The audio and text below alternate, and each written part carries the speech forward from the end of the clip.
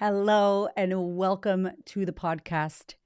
Today's episode is a big one. I want to acknowledge every single parent, every single mother who has come up to me at an event or who has messaged me on Instagram or sent me an email, or women in my programs that work with me and are really conscious about the future of their teens, about the current reality of their teenagers, boys, girls, everybody, whatever's going on for their children.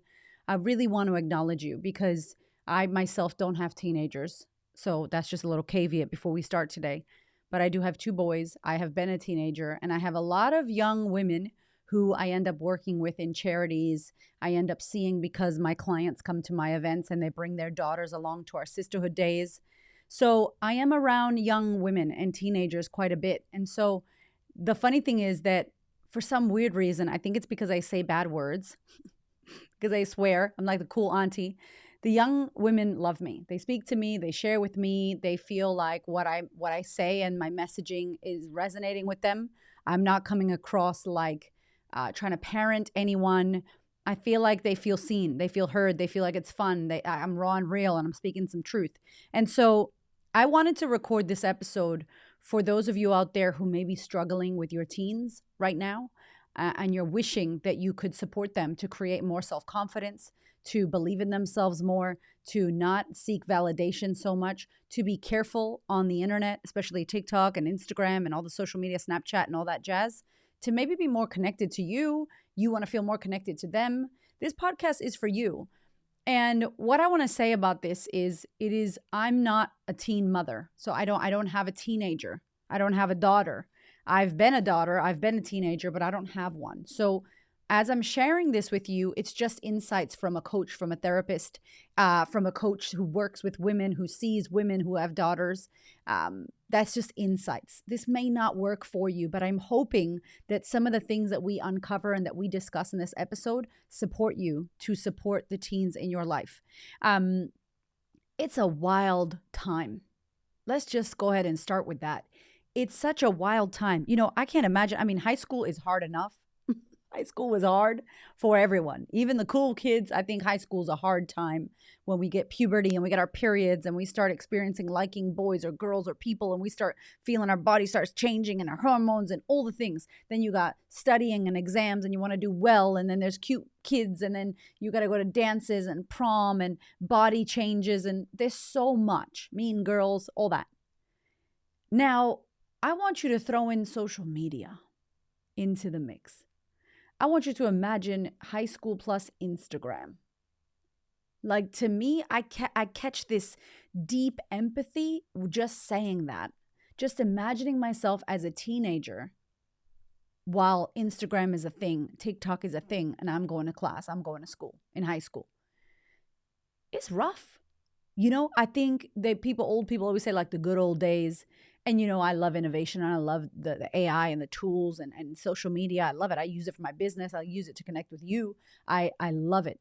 But I do think that there are some things that have happened that have made it more difficult for the young people. They moved through the pandemic and they lost 2 years of school, 2 years of their childhood, 2 years of their adolescence. Being locked down at home, that changes the landscape for schooling and the way they feel about themselves. And now we have social media. And I don't know about you, but I never got taught on how to use Instagram. I didn't get told who to follow, who not to follow. This is how you use it. This is what for your mental health. There's no mental health guide on social media, and there really should be. And I am going to do a podcast for teens to listen to. It'll be for your teenagers, for the girls, because I do serve women. I don't know what young boys are going through, so I can't speak to that. But I will soon know, won't I? Because I got 2 boys. But I want to do a podcast for your teens. So if you have teenagers and they like people who swear and podcasts about confidence, I'll let you know when that one comes out and you can just play that. So in this one, though, I think that one of the big things is we need empathy. I want you to come across with some compassion. Can you imagine how difficult life would have been for us with a phone in our hand? With TikTok, with Instagram, with Snapchat, with Reels, with all the filters and all the things and all the dancing and everything being publicized. Like, everything now is videoed. So maybe you got beat up. I used to be the one beating people up. I had a lot of trauma I was dealing with, so no judgment. But I was tripping in high school. And so somebody would have recorded me beating someone up. That would have been on video on the internet forever. There's a lot that they are dealing with. So number one, I want you to come into this with some empathy and some compassion for how they may feel. We don't know. We can't say we know. We didn't go through that. We had different challenges. This is a whole new world. And to them, they know nothing else. They don't know that this isn't normal. They don't know that this is hard. This is hard because they just walked into it. So that's number one.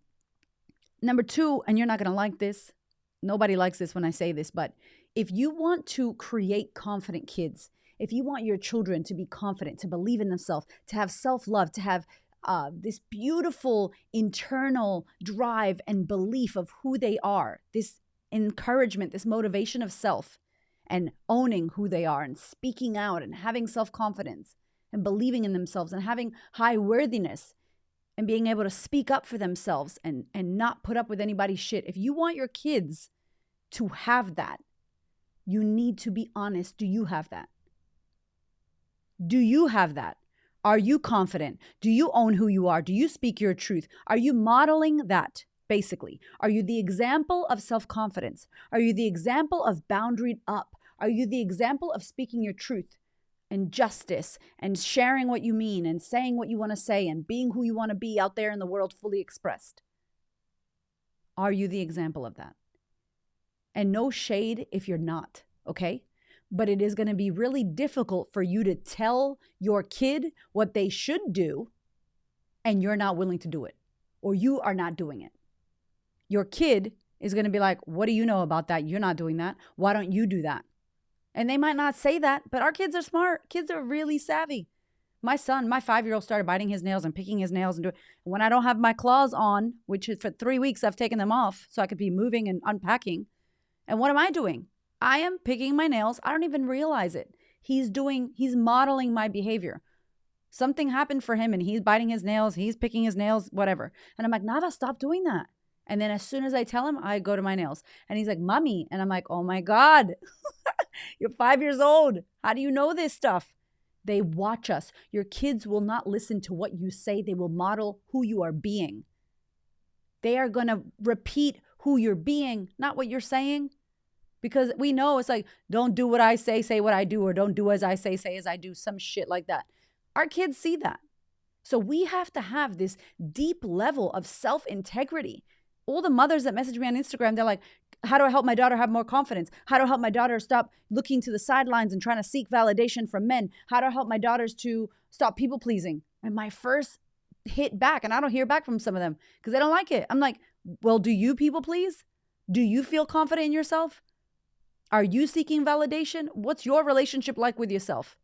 Because our kids watch. I know we don't like to hear it, and I don't mean no disrespect. I love you. But the truth of the matter is, you be confident. You show your child what a confident mother, what a confident woman looks like. Show them by living the example. Don't talk about it, be about it. Don't say what you're going to, just do that shit. Your kids will see it. They will see who you're being. And it leads me to the next thing. If you're not doing that, what are you going to do about it? Join the sisterhood, get a life coach, have a session with a therapist, go heal that stuff. Go work through your abandonment issues. Go work through the fact that you pull away when you get upset or draw back or scream and shout and yell and throw shit. Look at that stuff. If you're not willing to start with yourself, everything starts with us. And it sucks to hear that. It's not fun to hear that. I get it. I understand. My anger issues, I would have passed them down to my children. The other day, my son yelled at my 5-year-old. My 7-year-old yelled at my 5-year-old. He drops, like, Nava is notorious. He is the water king and the chips king. Like, he will spill chips everywhere. He will spill water. It's like he just does it. It's from, I don't know, since he was little. He just will be like, don't spill that. Probably because we say don't do it. And then water gets spilled and the water goes everywhere. And in the past, when I didn't know how to communicate properly, because I'm still learning, okay, don't get it twisted. I'm not over here preaching. I'm talking to myself as well. Every episode, I'm talking to Erica, to myself. So I was like, Nava, come on. Like, I would get like, come on, Nava, because the water's spilling. And as it's spilling, he's staring at the water. He's freezing. He's going into a stress response. He's not like, ha, ha, ha, who cares? He's just like, shit, I spilled the water, and he doesn't know what to do. Flight, fight, or freeze, right? So he is freezing. He's doing that survival response. And I'm like, Nava, Nava, Nava, come on, open. Oh my God, the water, the water. And I'm freaking out my own survival shit from my past and my upbringing. And he's frozen. So what does my son Raven see? Raven sees me doing that in the past. So the other day, he hadn't spilled water for a long time. He spilled water and I hear Raven, Nava, pick up the water, Nava. And Nava's just frozen looking like, and I'm like, baby, it's okay. I'm like, Raven, it's okay, bub. I'm like, baby, it's okay. You spilled the water. We're just going to pick it up. And I took them both and I had to sit them down. I said, listen, mommy in the past has yelled and been like, come on, come on, come on, rah, rah, rah, rah, rah, that crazy rush tone. And you probably picked up on that, Raven, but that's not how I need to communicate. So I'm sorry. I'm sorry that I did that because you learned that from me. And that's not the way we want to communicate. See how he didn't move? He was frozen. He was scared. And I started teaching my 7-year-old. After that, we had a little shower together and we were talking. And I was like, baby, let me tell you about the stress response. And we started talking about flight or freeze. And what is it? Fight, and freeze. I can't always mess those up. Anyway, there are 3 responses that we do, the main responses. And I started teaching him about that. It was a great opportunity to teach him and take responsibility for what I had taught him. It wasn't a good thing. But I can't just say, don't do that, and then I'm doing that. I can't just say, I want you to be more confident, and then I like sit back in my chair and don't do confidence. I don't show them what that's like. And so as much as we don't want to hear it, we have to hear it. Like, this is the work. If you're listening to this podcast, if you found me somehow, you're doing this work. You chose to do this, you're doing this. And guess what? When you see it, you can't unsee it. When you learn it, you can't unlearn it. So it's hard. And I give it up to you for doing this and showing up in this way. But let's keep going with this. Let's look at where are we showing up in a way that is not supporting our kid. It has to start with us. We can't teach them something we're not doing. We're not embodying ourselves. So that's number 1. That's the real deal. So we first have, that's number 2, sorry. The first one is we have empathy.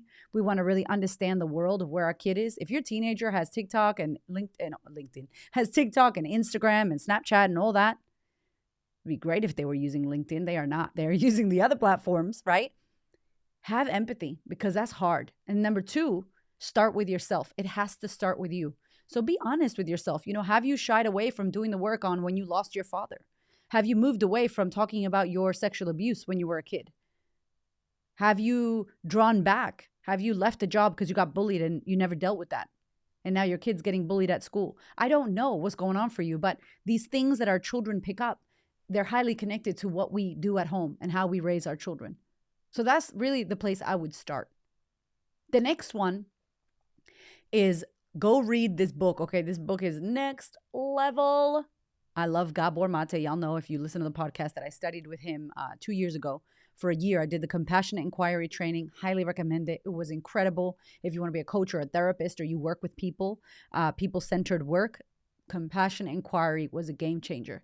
And he wrote a book, Dr. Gabor Mate, M-A-T-E, called Hold On to Your Kids. And basically in the book, he talks about the peer group influence. That if at home, your kid is just being told off and yelled at by you, and you are trying to control every aspect of their life, taking away their phone, taking away this, I'm going to do this, you're not going out, and trying to control their lives. And why do we control, my friend? We control because we have no control. We're trying to control something we cannot. You will never control another human being. We struggle with our own selves. We struggle with ourselves. You're going to try to control another human being.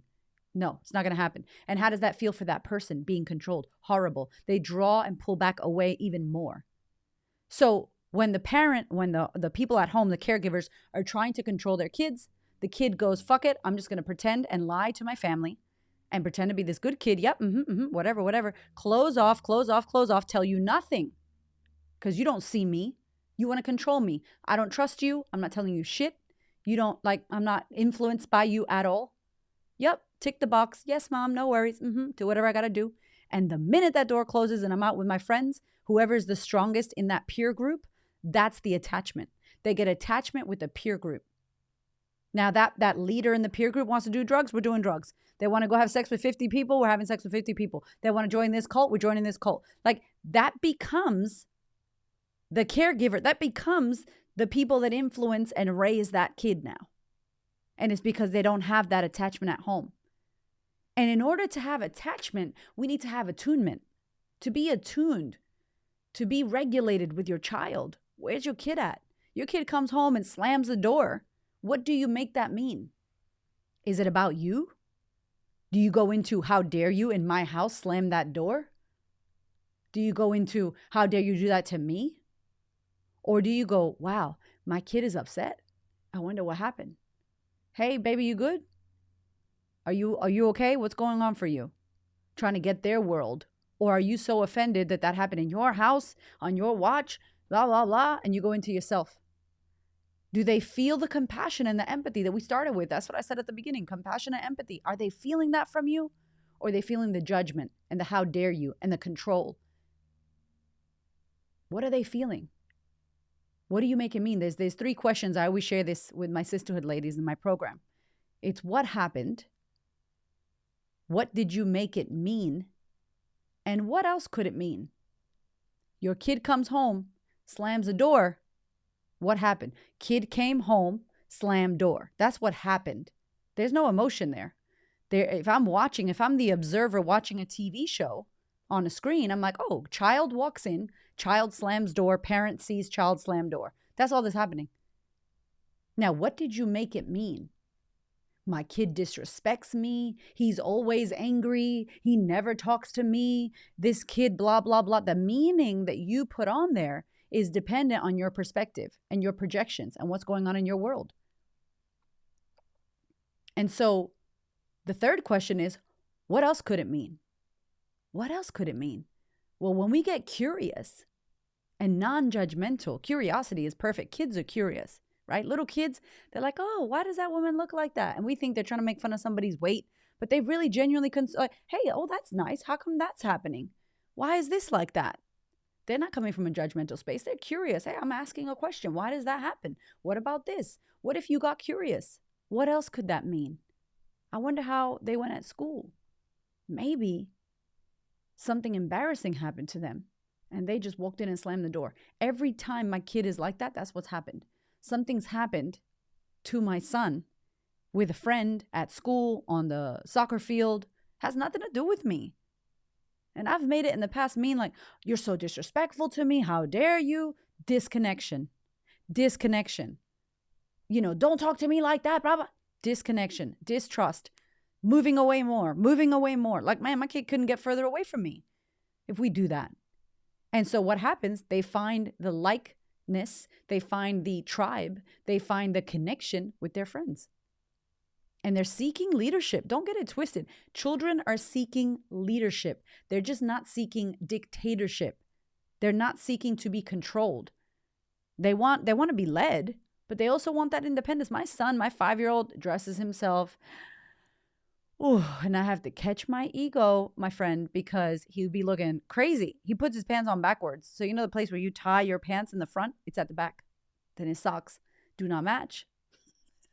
And then he has a pajama shirt on, and he's got real crazy curly hair. Like, he looks like Albert Einstein, like a Puerto Rican, Sri Lankan Albert Einstein. Like, his hair is crazy, un loco. Like, it's all over the place. And he loves it. And I just be like, okay, don't make it mean anything. That has nothing to do with me. That's you. You get to be you, right? Like, how fun. He gets to be independent and learn how to dress himself. And I teach him, hey, are your pants on the right way or are they backwards? And he goes, oh, they're backwards. And then he might change or he might not. And that's okay. So we want to raise independent, resilient kids, but we want to helicopter parent and we want to control their every move. We want them to communicate and talk to us, but when they come home and they're upset, we make it mean something about ourselves. We want to teach them about self-confidence and owning who they are and creating this beautiful life and not letting themselves be led by validation and social media and body image. Yet we look in the mirror and we hate the way we look and we think we're not good enough and we have issues with self-confidence. Yo, it's got to start with us. We have to do the work first. We need to do it for ourselves and we need to model what that looks like to them. I can't recommend that book enough. The last thing I'll say is this. Kids are looking for, teenagers, they're looking for something. They're looking for something. If you could find out what that is, and you don't need to ask them, what are you looking for? That's not what I'm saying. But if you could find out, what are they looking for? My son will act, air quotes, naughty. Like, he will be naughty, he will be cheeky, he will be doing some bad boy stuff, right? And in the past, I would have thought, Oh, he's a naughty kid. He's a bad kid. What is he doing? He's acting up. He has no respect. But if you pay close attention, he's looking for attention. Now, the attention that he's going to get is probably not the greatest amount of attention. Like, what are you doing? Don't do that. He might get told off, right? Your kid might get told off if they're naughty or they're trying to be funny or they're trying to be the class clown. They're going to get attention though. And maybe they haven't got attention any other way. And maybe your daughter wearing no clothing or dancing on TikTok half naked or having a secret TikTok that you didn't even know about is her looking for attention. Maybe she wants to be validated. Maybe she wants to be seen. Maybe, for whatever reason, we're busy. I had to catch myself. I had to catch myself in 2020. I had a meltdown. I was so busy doing shit, trying to serve the world on my phone. My phone was sewn to my hand, attached. I swear to God, my kid, it's like if my kid was going to say, what does your mother look like? Your mother looks like a woman with a hand and a phone. That's what your mother looks like. Mommy has a phone. And he started doing his hand like this, like a phone, pretending. And he was like 3. And I was like, oh, that's not good. That's not good. That was the most truth I could get. My kid pretending to be me working on the phone. Now, that's not a big deal if I fix it up. I'm not going to ruin his life. But if I don't fix that up, if I don't see that I'm always on my laptop working, that I'm always on my phone, that I'm always preoccupied with work, that I'm always preoccupied cleaning the house, preoccupied with family and trying to be, the savior of my family and take all my family shit on my shoulders, if I don't notice that I'm doing that, after a while, it is going to impact the relationship on my children. If I have no boundaries and my family just rocks up into my house whenever they want, my 10-year-old, who's then going to become a 12-year-old one day, is going to be like, damn, anybody could just walk up in my house so I don't have to have boundaries. What's that teaching her? What am I going to be teaching her? We have to pay attention to these things because they're watching us. They're seeing what we're doing. And so if my kid was acting out, instead of being like, he's naughty, he's a bad kid, he's a troublemaker, he's a class clown, hold on. Let's look deeper. What is he trying to get? And when you're attuned, when you're regulated with your child, you can't be regulated with your child if you're not regulated with yourself. And if you won't sit the fuck down by yourself and sit with yourself and be with yourself and understand yourself and get to know yourself and journal and do all the shit that I say on this podcast, I promise you, you don't know who you are. And how will you attune to your kid when you're not attuned to yourself? I can't say that shit enough. I mean it with love. I love you, but let's do this. We got to do this because nothing's going to change. There's no magical book or magical school or something we need to send our kids to. It's us. It's us. So I see girl wearing no clothes, trying to seek validation. What does she need? Is the father not in the picture? Is the mother not in the picture? Is anybody paying attention to this kid? Is anybody hearing her? Is anybody listening to her cool ideas? Or whatever she wants to talk about. I got time for you. Let's go on a date. Me and my husband have been taking the kids on a date alone. Like one of us will take one kid and then we'll swap. Or both of us will take one kid. And we're just trying to spend some time to get to know them. Give them that space so they can share. So they know that we're safe. We're a safe place that we can land with them. And we can hear them and we can talk to them. Sometimes we get busy and I get it, my love. I know life is busy. I know it's hard. I know financially it's hard for many people right now in the world at the time of recording this. I know there's some shit going on right now, right? From all the pandemic and all the money and all the countries and all the fucking debt and all the bullshit and mortgage rates and working and money and bananas, $27 a kilo. I get it. And so we have to work. And so maybe our kid is lacking presence. We're lacking presence. What's your child's love language? I love the love language test. I cannot tell you. It's so powerful. And if your kid's like, I don't want to do that, Mom, that's cool. Try to figure it out for them. Answer as if you were them. You know your child. What do they love? Do they love words? Do they love hearing, hey, baby, you did a great job. I love that. You look amazing. How beautiful is that artwork that you made? Or, hey, I really loved what you did. That was great. Are they words? I'm words of affirmation. If you couldn't tell, communicator over here. Do they want quality time? Do they just want you to be there uninterrupted? Presence, sitting with them. My son, both of my sons, Mommy, come sit with me. And I'm like, okay. And they just want me to watch fucking Beyblade. They want me to watch Gumball. The shows I'm not interested in watching, and I try to sneak my phone, and then I'm like, no.